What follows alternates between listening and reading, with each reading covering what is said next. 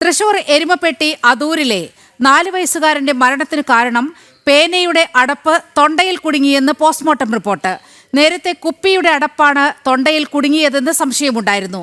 ശ്വാസകോശത്തിൽ പേനയുടെ അടപ്പ് കുരുങ്ങിയ നിലയിലെന്നും പോസ്റ്റ്മോർട്ടം റിപ്പോർട്ടിൽ കണ്ടെത്തി. വിവരങ്ങളുമായി സാനു കെ സജീവ് ചേരുകയാണ്. സാനു, അങ്ങേയറ്റം ദാരുണമായ ഒരു സംഭവം. ഒരു പേനയുടെ അടപ്പ് ഒരു കുഞ്ഞിന്റെ ജീവൻ കവർന്നിരിക്കുന്ന സാഹചര്യം. വിവരങ്ങൾ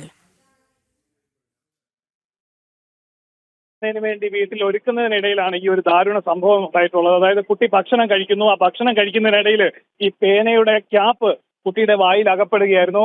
അതായത് കുട്ടിക്ക് അനക്കമില്ലാതെ വന്നതോടുകൂടി വീട്ടുകാർ പരിശോധന നടത്തി. ആ പരിശോധന നടത്തുന്ന സമയത്ത് അടപ്പാണ്, അതായത് വെള്ളം കുടിക്കാൻ ഉപയോഗിക്കുന്ന ബോട്ടിലിന്റെ അടപ്പാണ് വായിൽ കുടുങ്ങിയെന്നാണ് ആദ്യം കരുതിയത്. എന്തായാലും അതല്ല മരണകാരണമെന്ന് ഇപ്പോൾ കണ്ടെത്തിയിരിക്കുകയാണ്. പേനയുടെ അടപ്പ് കുട്ടിയുടെ ശ്വാസനാളത്തിൽ കുടുങ്ങിയാണ് ഈ ഒരു അപകടം സംഭവിച്ചിരിക്കുന്നതെന്ന് ഇപ്പോൾ പുറത്തു വന്നിരിക്കുകയാണ്.